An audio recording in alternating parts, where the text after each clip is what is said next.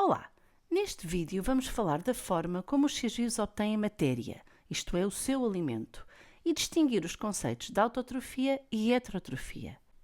Eu sou a Telma Rodrigues, sou professora de Biologia e Geologia e vou tentar ajudar. Os seres vivos têm uma necessidade absoluta de obter matéria para incorporar ou a transformar em energia. Que mecanismos garantem a obtenção de matéria pelos seres vivos? Existem duas formas dos seres vivos obterem alimento: autotrofia e heterotrofia. A autotrofia, como o nome indica, auto, próprio, tróficos, alimento, é a capacidade que um organismo tem de produzir o seu próprio alimento a partir de substâncias inorgânicas. Temos como exemplos as plantas, as algas, as cianobactérias e ainda outros grupos de bactérias. A heterotrofia, como o nome indica, hetero, diferente, tróficos, alimento, quer dizer que estes seres vivos possuem a capacidade de obter alimento apenas a partir de matéria orgânica produzida por outros. Temos como exemplos os protozoários, os animais, os fungos e também algumas bactérias. Todos eles são heterotróficos. E as plantas carnívoras, o que serão? Será que são autotróficas, uma vez que são plantas, ou são heterotróficas, uma vez que se alimentam de outros seres vivos? Na realidade, elas são auto- e heterotróficas.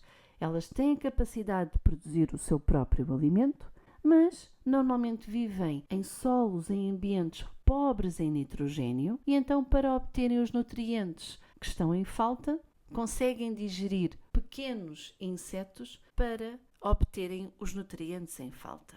Quanto à forma como obtêm o alimento, nomeadamente à fonte de carbono, podemos classificar os seres vivos em autotróficos, se utilizam carbono inorgânico, dióxido de carbono ou monóxido de carbono, e heterotróficos, se utilizam carbono orgânico sintetizado por outros seres vivos.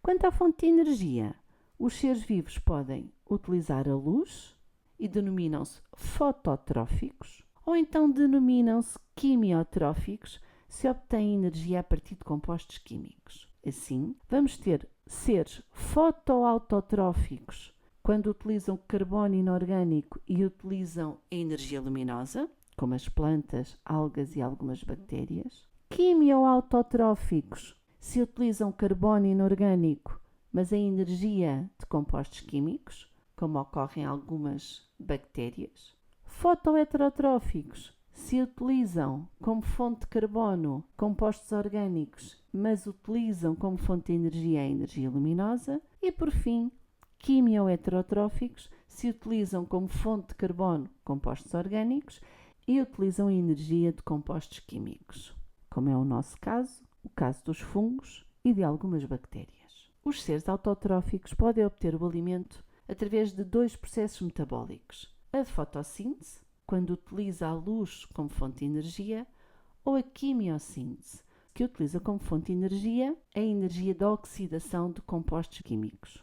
Os seres heterotróficos podem obter o alimento por ingestão, como nós, ou por absorção, como é o caso de algumas bactérias e fungos. A ingestão consiste na entrada de alimentos, moléculas orgânicas complexas, para o organismo. Já a absorção consiste na passagem de moléculas orgânicas mais simples do meio externo para o meio interno. Os seres que se alimentam por ingestão denominam-se macroconsumidores e os que se alimentam por absorção são os microconsumidores, que têm um papel importante nos ecossistemas, pois são também decompositores, transformam a matéria orgânica em matéria inorgânica. Ficou percebido? Espero que sim.